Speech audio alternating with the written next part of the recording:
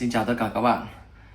Hôm nay thì mình làm cái tập hôm nay thì cũng hơi khác so với những cái chủ đề về khám phá, về chia sẻ cái về ẩm thực và văn hóa cũng từ Việt Nam cho đến khắp nơi trên thế giới. Thì hôm nay mình làm cái tập này tại vì lý do là ngày hôm qua, ngày hôm kia, ngày 25 tháng 11 thì khi mà mình lướt trên mạng xã hội thì mình có biết được cái thông tin là về sư Minh Tuệ. Thì hiện nay là sư đang ở Gia Lai, thì sư có một cái mong muốn, một cái nguyện ước là có thể đi bộ từ Việt Nam qua tới Ấn Độ để có thể là hành hương về đất Phật. Thì hơn ai hết, mình cũng là một người đã từng đi bộ qua 13 quốc gia từ châu Á cho đến vài nước ở châu Phi, Việt Nam này, Lào này, Thái Lan này, Myanmar này, Ấn Độ này, Nepal này, Pakistan này, Afghanistan này, Tajikistan, Uzbekistan, Kazakhstan, Ethiopia, Kenya. Đó, 13 nước thì mình đã hành trình đi qua một cái hành trình rất là dài. Thì khi mà biết được cái thông tin như vậy thì mình thấy là mình là cái người mà đã từng trải qua cái việc mà đi bộ như vậy, nên là mình nghĩ là mình có thể là giúp ích được cho sư Minh Tuệ về cái vấn đề mà đi từ Việt Nam qua Ấn Độ về hành hương đất Phật đấy. Thì sư cũng có nói trên cái tâm thư mà sư viết mà mình có đọc được trên mạng, thì sư muốn là mong muốn có một ai đấy để có thể giúp về thủ tục và giấy tờ đi lại, rồi kinh nghiệm để đi sang bên đấy. Thì mình đã đi qua rất là nhiều nước rồi, thì mình nghĩ về cái cung đường mà đi từ Việt Nam sang Ấn Độ này thì mình, đối với bản thân mình thì mình thấy là nó rất là dễ dàng. Tại vì dễ dàng là bởi vì sao? Bởi vì mình đã từng đi qua rất là nhiều nước và mình đã trải qua những cái vui buồn lẫn lộn khác nhau trên cái hành trình.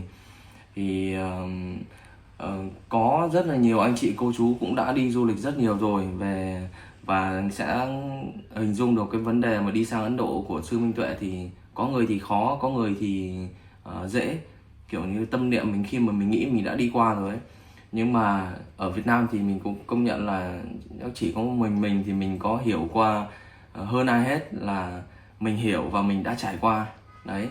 Nên là khi mà làm cái tập hôm nay thì mình cũng muốn phát tâm là làm sao sư Minh Tuệ có thể là biết qua được, nghe những cái lời mình nói ngày hôm nay đây, để có thể là nếu mà sư thấy hợp duyên, có duyên thì mình và sư mình sẽ sẵn sàng cùng với sư là hỗ trợ sư đi từ Việt Nam qua Ấn Độ bằng đi bộ. Thì mình sẽ đi cùng sư, nói chung là mình sẽ đi cùng sư một luôn, đi cùng với sư qua từng hành trình, từng đất nước luôn, và sẽ hỗ trợ về vấn đề visa. Visa thì từ Việt Nam sang Ấn Độ thì visa cực kỳ dễ rồi các bạn, 1 giây là xong. Vì Lào này, Thái Lan này, Myanmar này đều là miễn visa cho Việt Nam mình cả. Còn Ấn Độ thì xin visa cũng rất là dễ dàng, mình có thể xin online. Nên là về cái vấn đề mà thủ tục hay là các thứ thì cũng không cần phải lo quá nhiều cho sư các bạn ạ. Khi anh chị cô chú này là chắc cũng có rất là nhiều người là Phật tử thì cũng theo dõi sư và cũng rất mong muốn về hành trình của sư được suôn sẻ, đúng không? Nên là đấy, hôm nay mình làm cái tập này đây thì mình cũng hy vọng là sư có thể nghe được. Và nếu mà người nhà của sư xem được video này thì cũng có thể là liên hệ với mình. Tại vì thực ra khi bây giờ mình cũng đã ở Việt Nam rồi các bạn, nhưng mà mình cũng nghe mang máng thì sư đang ở Gia Lai, nhưng mà mình sẽ không lên tìm sư. Tại vì sao? Tại vì những cái hành trình trước là các bạn thấy là sư đi trên đường là rất là nhiều người theo sư. Nên là mình cũng muốn là bây giờ sư đang ở Gia Lai thì cứ để cho sư một mình đang tu tập trên đấy thôi. Còn nếu mà người nhà của sư mà có nghe được cái này thì cũng có thể là liên hệ với mình, thì mình có thể rồi nói qua với sư. Nếu mà sư cảm tưởng thích hợp và đồng ý và có duyên với nhau thì mình sẽ sẵn sàng mình lên cùng với sư để đi cùng với sư các bạn ạ. Về cái hành trình này thì mình cũng phát tâm là mong muốn đi với sư. Thì như các bạn nghe thì mình nói là từ Việt Nam đi bộ qua Việt Nam là rất là dễ, đúng không? Dễ là đối với người mà đã từng đi và đã đi rồi và biết được những cái gì khó khăn trên đường ấy, như bản thân mình chẳng hạn, thì mình thấy là còn là khá là dễ. Nhưng mà với sư thì sư chưa đi ra nước ngoài này, rồi sư chưa đi bộ ở nước ngoài bao giờ này. Thì đi bộ ở nước ngoài nó là một câu chuyện rất là khác. Tại vì ở Việt Nam thì sư bây giờ là sư đã nhiều người biết rồi. Hàng ngày sư đi thì rất là có nhiều người sẽ đi cùng sư này và hỗ trợ sư về phần khất thực ăn uống này.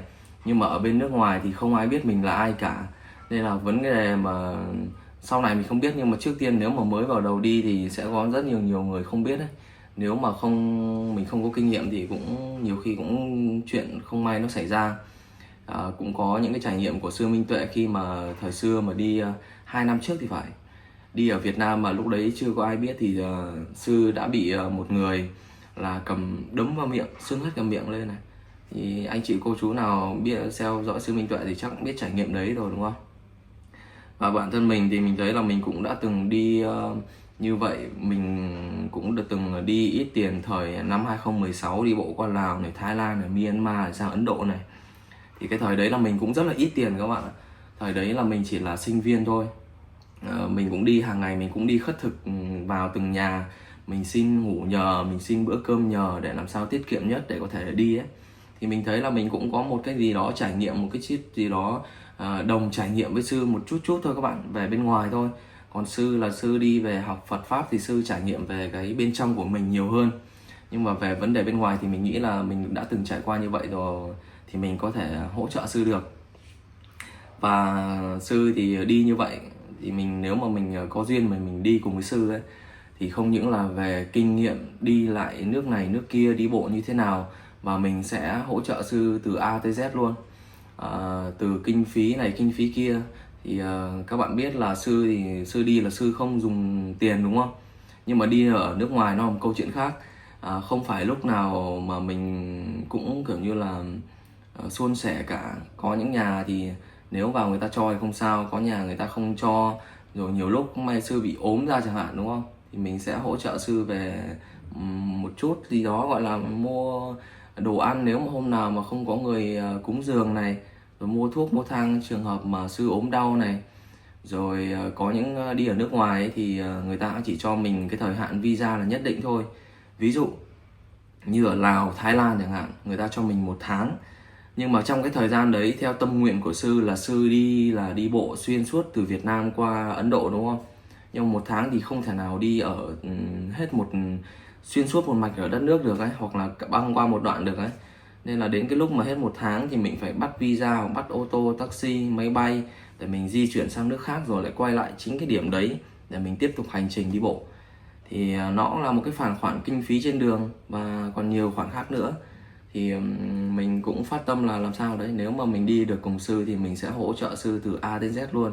Chỉ cần một mình có thể là hỗ trợ sư được tất cả mọi thứ để sư có thể là thuận tiện cho việc học tập của sư, tu học theo Phật Pháp của sư. Mình cũng muốn nói lại là đấy, mình sẽ không tìm thầy trong cái thời gian mình ở Việt Nam này. Thì vì lý do là bữa trước là quá nhiều người theo thầy đấy, như vừa nãy mình nói đấy. Còn nếu mà đấy, mình muốn phát tâm cái mong muốn cái được hỗ trợ thầy đi bộ từ Việt Nam qua Ấn Độ này.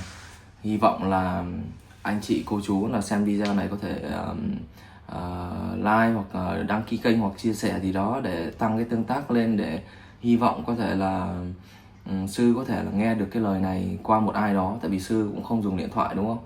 Còn nếu mà người nhà của sư mà nghe được video này thì mình cũng hy vọng là có thể là giúp đỡ, mình cũng thể là giúp đỡ sư được đi sang đó.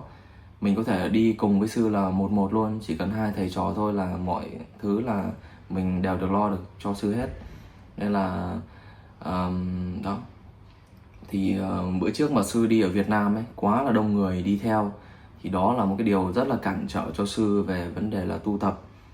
Và đấy, nếu mà đi được thì mình chỉ cần một mình thôi là mình có thể là hỗ trợ được sư được tất cả mọi thứ từ A tới Z luôn, sư không phải lo cái gì cả.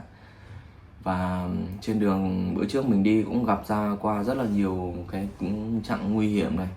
Có người thì người ta đến với mình không tốt thế này thế kia này, có người thì người ta cũng rất là thật lòng thôi. Nhưng mà với cái tâm của sư mà đi, và mình hồi trước mình đi cũng vậy, cái tâm của mình làm sao mình chân thành nhất, mình dùng cái gì chân thành nhất của mình ấy, thì mọi chuyện thì sẽ không sao đâu. Nhưng mà cũng có những cái trường hợp như mình sang ở Pakistan hay Afghanistan chẳng hạn, đi vào cái vùng biên giới đấy, và mình vừa đi qua một cái nhà thờ xong, nó nổ bom một cái là chết 100 người ở trong cái nhà thờ đấy. Và đi lên phía bắc của Pakistan cũng vậy, có nhiều cái vùng mà nó rất là nguy hiểm, mình không thể nào mình đi bộ được một mình. Mà bữa mình ở phía bắc Pakistan là cảnh sát phải đi hỗ trợ mình 24/24 luôn, là lúc nào cũng phải 2-3 người cầm súng đi theo mình các bạn, người ta không cho mình đi một mình. Và đặc biệt là vấn đề đi bộ là người ta không giờ người ta cho. Đấy, nói qua thì để hiểu cho anh chị cô chú hiểu một phần là trên đường thì đi nhưng mà cũng sẽ rất là nhiều chuyện và rất là nhiều cái luật lệ khác nhau ở mỗi nước tùy từng thời điểm.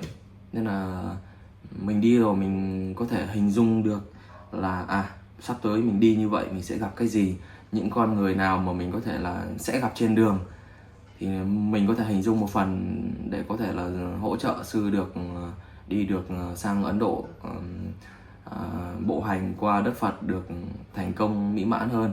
Thời gian thì nếu mà đi từ Việt Nam qua Ấn Độ thì nhiều người cứ đo trên Google Maps, ví dụ như là 3.000 cây, 4.000 cây hay là 2-3.000 cây gì đấy. Nhưng mà thực ra nếu mà đo trên mạng thì với cả thực tế nó sẽ khác hoàn toàn nhau. Trên đường thì lúc đi thì mình sẽ phải cần nhiều lúc mình nghỉ ngơi, mình mệt đúng không? Ví dụ đi một ngày, một tuần hay là 2 tuần chẳng hạn, mệt là mình phải nghỉ này, rồi đi nhiều chặng mưa gió này. Và đặc biệt các bạn biết là sư là đi chân đất và đi một cái áo tấm vải thôi đúng không? Nhưng mà sang Ấn Độ thì nhiều vùng nó rất là lạnh, không may mà sư lại không quen với thời tiết này, không quen với đồ ăn này, sư đổ bệnh ra này. Nên là sẽ có những cái khoảng thời gian mà sư sẽ cần phải ngồi ở một chỗ để nghỉ ngơi, tĩnh dưỡng lại sức. Thì sư cũng chỉ là một người trần mắt thịt, có da có thịt như tất cả bao người thôi. Nên là về vấn đề sức khỏe thì sẽ có những trường hợp xảy ra như vậy. Khi mà đi sang từ Việt Nam Ấn Độ thì cái thời gian thì mình nghĩ là cũng khá là dài, nhưng mà mình thấy về sư thì mình thấy khá là dễ thôi.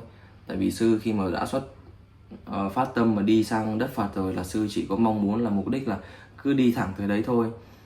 Những cái người khác như là có nhiều cái bén duyên hơn, như là đi cái là về phải lo là hôm nay tao phải làm cái này cái kia, ở nhà thế này thế kia, thì nó sẽ có nhiều cái ràng buộc hơn.